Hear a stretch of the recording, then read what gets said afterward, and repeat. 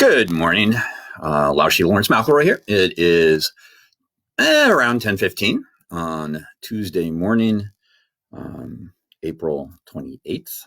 So here we are once again for the greater community, of course, but especially for our folks from West Babylon Public Library for their suspended program.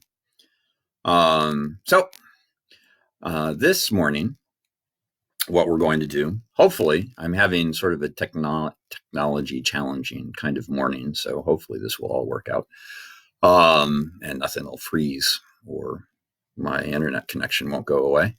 But anyway, we are in the process. We're actually at the end of our triumvirate of Laoshi favorites. I have 3 that are at the top of my list. We started a week ago today with Turn and Circle, a Water Tiger School standard, and yesterday for Sachem, because we do this live session on Monday mornings at 10 a.m. and Tuesday mornings at 10:15 a.m. at this time of being alone together. Yesterday, anyway, we did our teacup exercise that we have borrowed from Bakwa.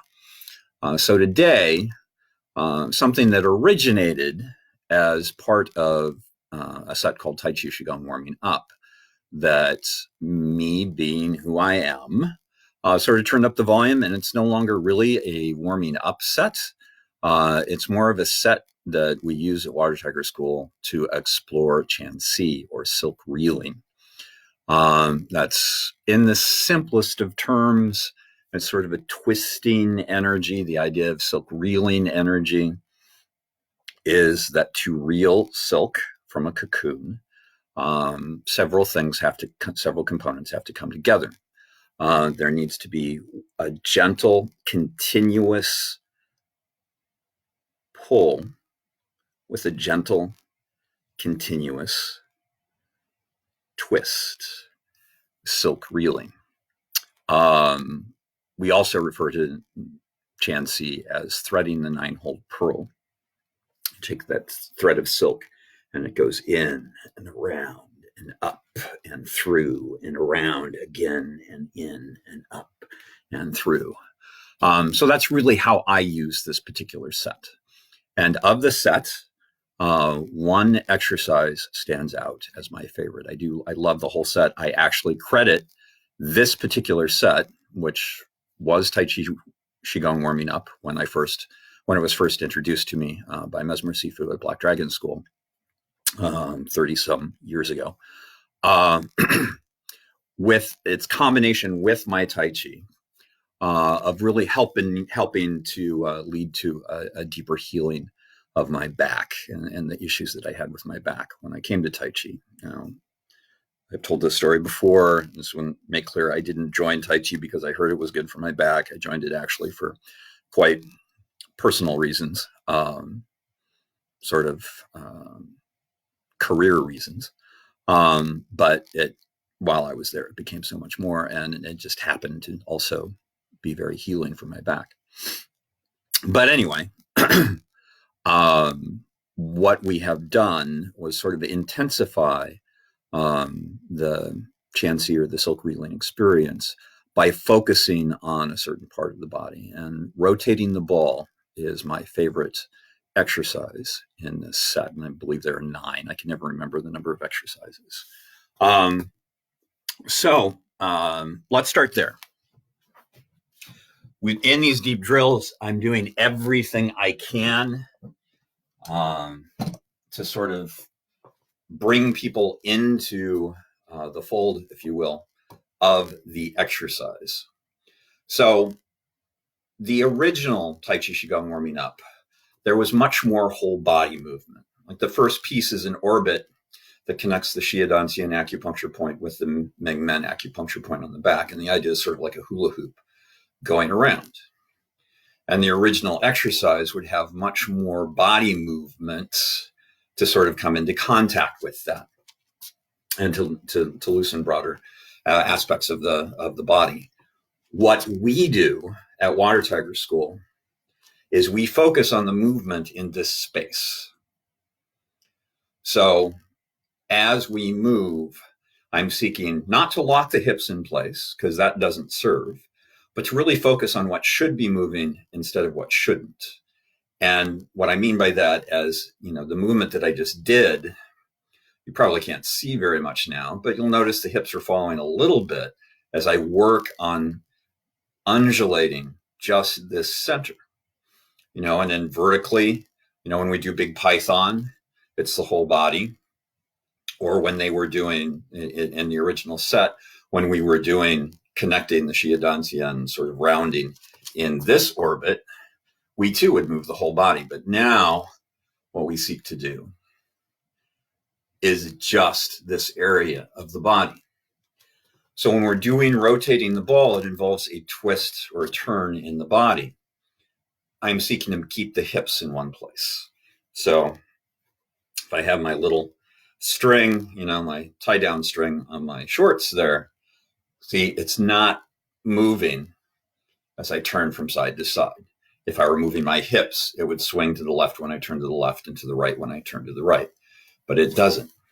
One of the things that you can do to give you guidance in this is take a chair that's at the correct height. This one's a little bit low for me, so I'm squatting a little bit. Both cheeks are still pressed into the chair, so I know my hips aren't turning. As a matter of fact, you can do this set while seated. So instead of squatting, so my cheeks are pressed into the back of the chair, I just sit on the back of the chair. And now when I twist from side to side, I get the action above my hips. We don't have a stool here in my residence, and this too is the chair back is a little bit short for me. This old foam roller is a little bit tall, but you can sit on a stool. And again, sort of the same action. So we want to keep that in mind. Don't lock the hips in place, but seek to focus on what should be moving, which is this space and down into the hands, more than on what shouldn't be moving, with that idea that the hips don't move. So there's that. I'm going to use the same intro that I did into turn and circle last week, as far as things go with how the body moves, the undulation, the movement from the Shiadantian. Because what we seek to do in this set is to create movement from the center and move it up through the body and out into the hands and the arms in different ways at different times in the set. And in rotating the ball, there's a purpose to turn a ball. But that idea that I used last week, that image of the belly dancer, that they would start probably, and somebody actually commented during the session that I was absolutely right. She had had a belly dancing class. And they just started by sort of undulating the center. And if I let my arms hang and I start to turn and twist in the torso,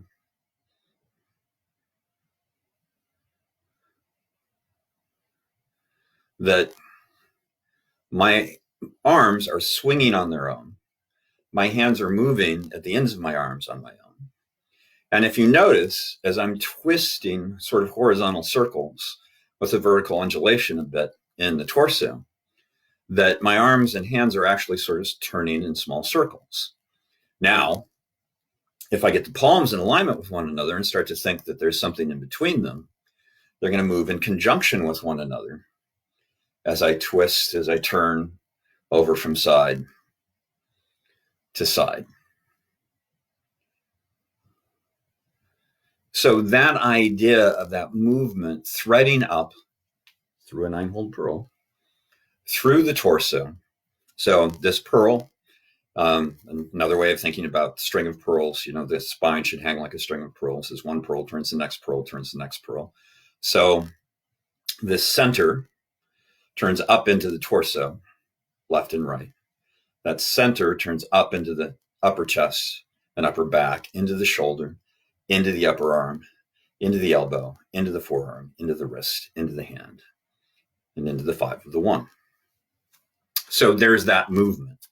Now, when we talk about movement from the center, I had this image in my mind that I'd be able to like share something this morning before this session and say, hey, you'll need this for this morning's lesson at 10:15. But what I found out was my memory had created a better image than actually existed in the movie, in my mind, of a sphere that's turning and sort of turning in almost seems like multiple directions all at the same time in its base. So we want to imagine that sphere in this space. A simple way of thinking about the Xie Dantian, the sort of esoteric vessel in the belly, as a sphere, as a ball that moves and brings the movement up through the body, is if you consider, think about, contemplate that the hips and the lower pelvic bowl form a cup. And in that cup sets this ball. And now, a normal ball can only turn one direction at one time, but we want to kind of think of the ball turning in multiple directions as we continue through our Tai Chi. But for this particular exercise, all that it needs to do is turn as a real ball. For if you had a real ball, here,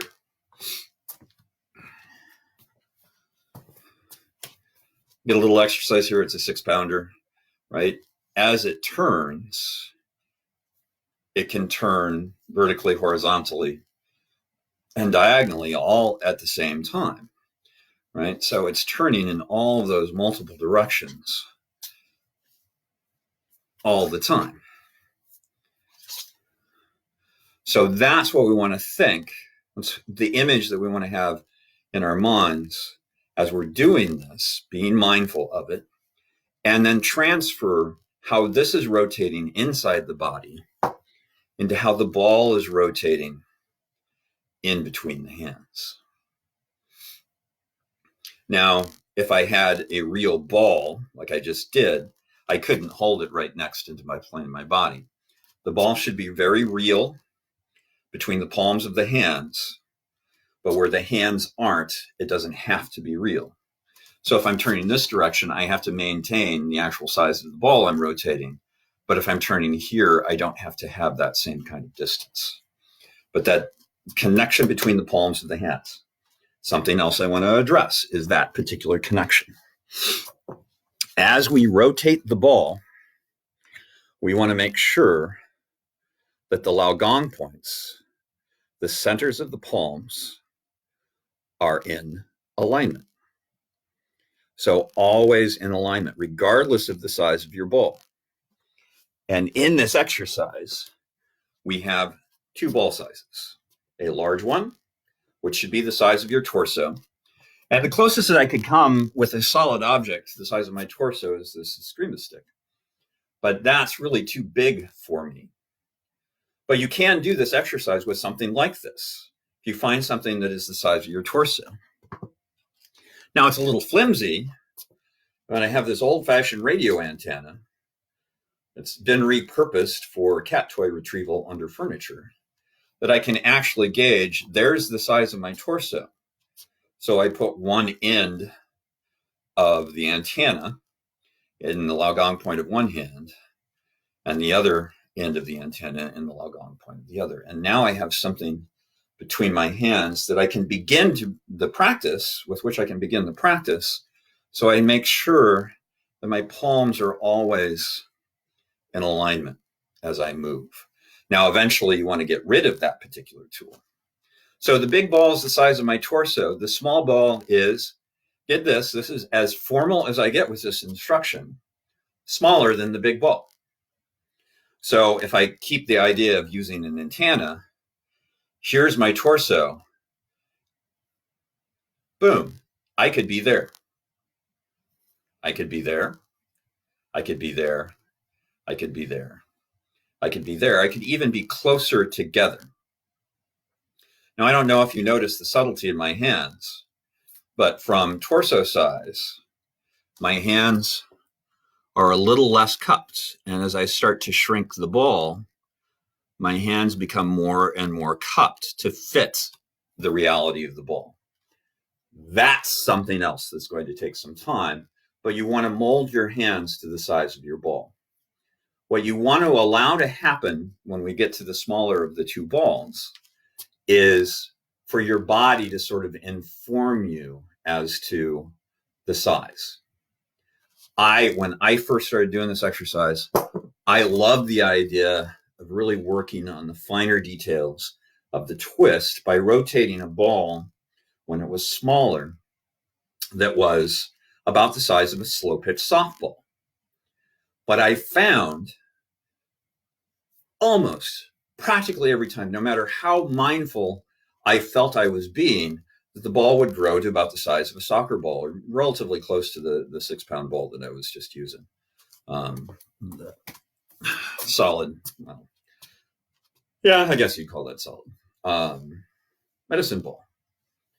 So I finally figured out, it finally sunk in, hey, dude, your body, your hands, your arms are telling you, you need to hold a little bit larger ball. So that's what I started doing. I also want to point out that when the ball shrunk from the size of my torso to something smaller, I kept the lower hand at the same level. So we go from performing the rotation in front of the torso, front to top to bottom, to in front of the abdominal cavity. So I'm not shrinking the smaller ball and moving it in front of the solar plexus or moving it in front of the chest. I'm moving the smaller of the two balls in front of my abdominal cavity from hip to hip. I think that's it. You know, we've talked about the alignment of the Gong points. We've talked about that idea of that undulation from the center, of keeping the hips as still as possible. If they follow some, fine. If you lock them in place, you'll have issues.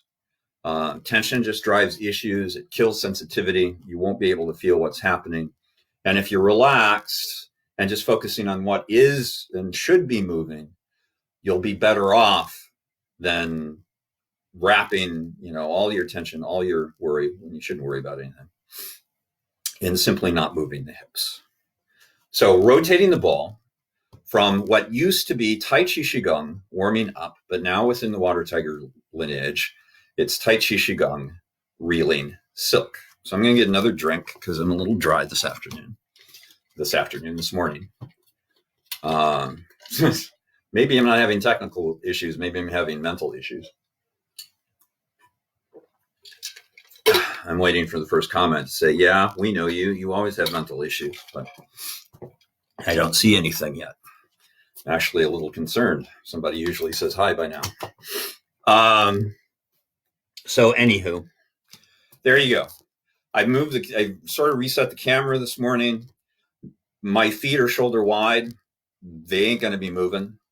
And I felt what was important was to get you the best image as I could in the rotation of the ball. There is no pattern, and there should be no pattern. One of the things that happens with a lot of people is they just start doing this. They just switch top of the ball, bottom of the ball, top of the ball, bottom of the ball, top of the ball, bottom of the ball, top of the ball, bottom of the ball, top of the ball, bottom of the ball, top of the ball, bottom of the ball, top of the ball. And that's not it. I want to find as much movement as possible, maintaining the reality of the ball as I twist from side to side. Now, as I facilitate this, I'm going to focus on sort of moving into, at, or out of your turn on the first side, moving into, at, or out of your turn on the second side. So that sets a certain pace. If you're somewhere within that range, moving into, at, or out of the twist, that's fine. If you're a little bit ahead, a little bit behind, that's okay too. If for no other reason, we all have different ranges of motion in this twist. I've been doing this for a while, so I have some flexibility. I tend to go a little bit deeper than others. There are people who go deeper than I do. So more power to you. We'll just use that as a marker. We're going to do 3 pairs of rotations with the 2 ball sizes, one the size of the torso and one something smaller than the size of the torso. Remember, the second ball's held lower in the body. So a little shake, breathe, relax, no expectation. So whatever happens, happens. If you want to judge it as being great, fine, judge it as being great, learn the lesson, let go. If you want to judge it as being horrible, fine, judge it as being horrible.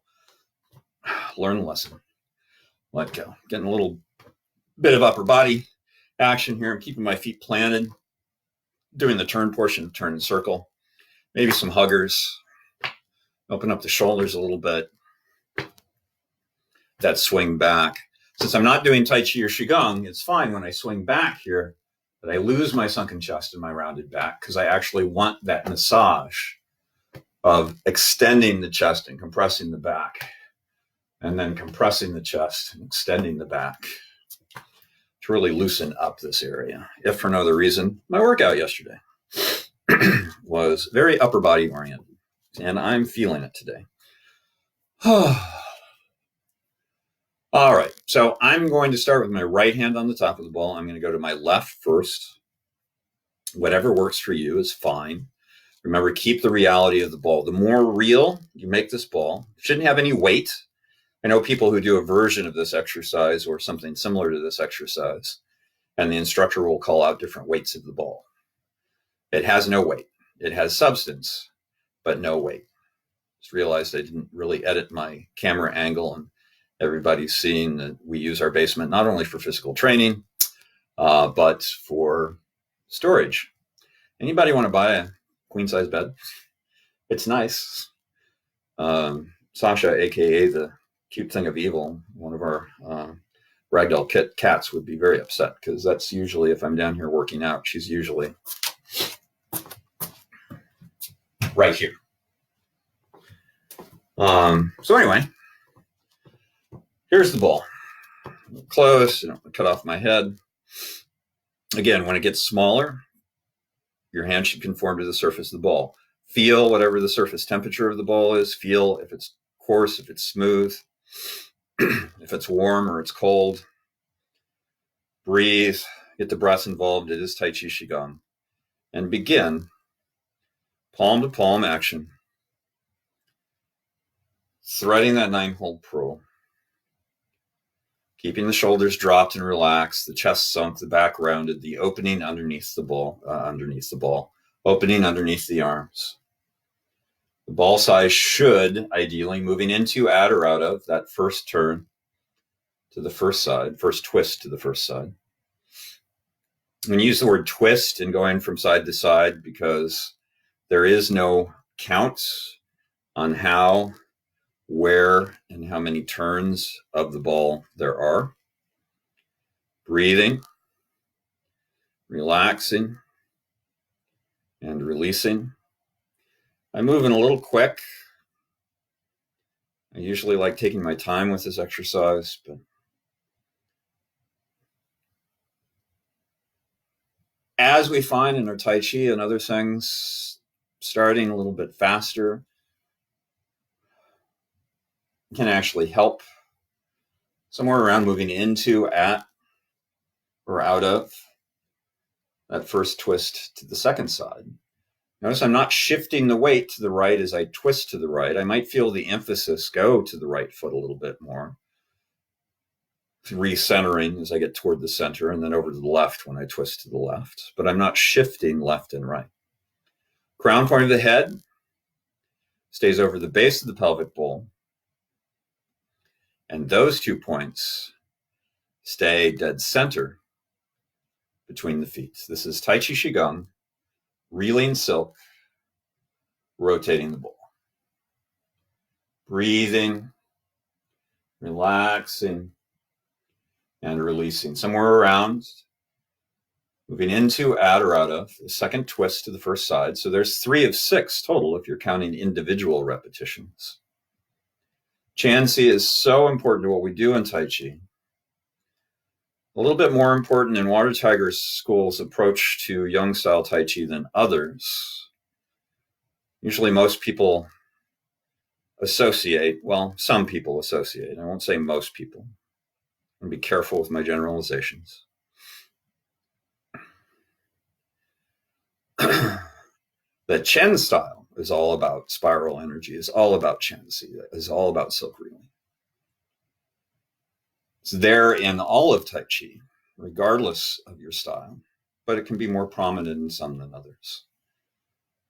And for a Yang style approach to Tai Chi, even medium frame Yang style, somewhere around moving into, at, or out of the second twist to the second side. So there's 4 of 6.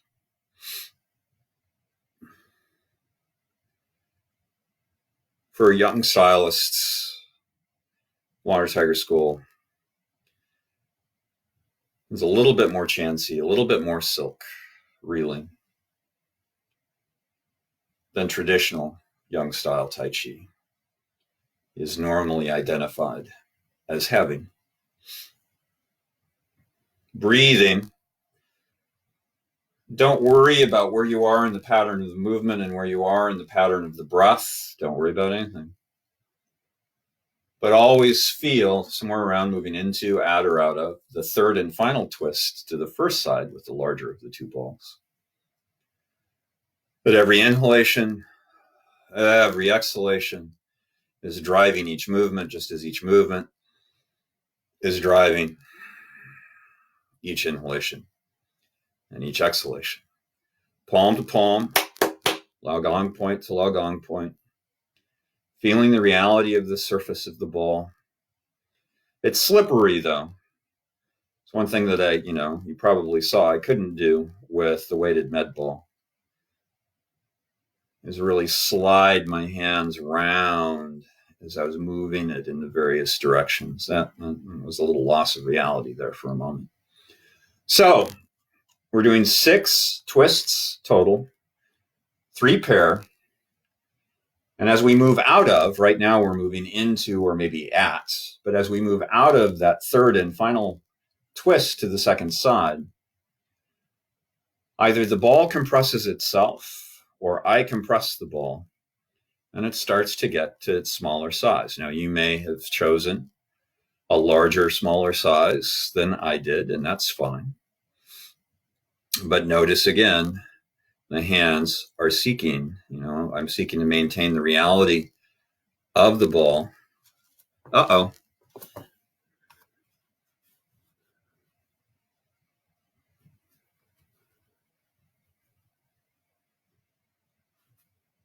Lost the video, folks.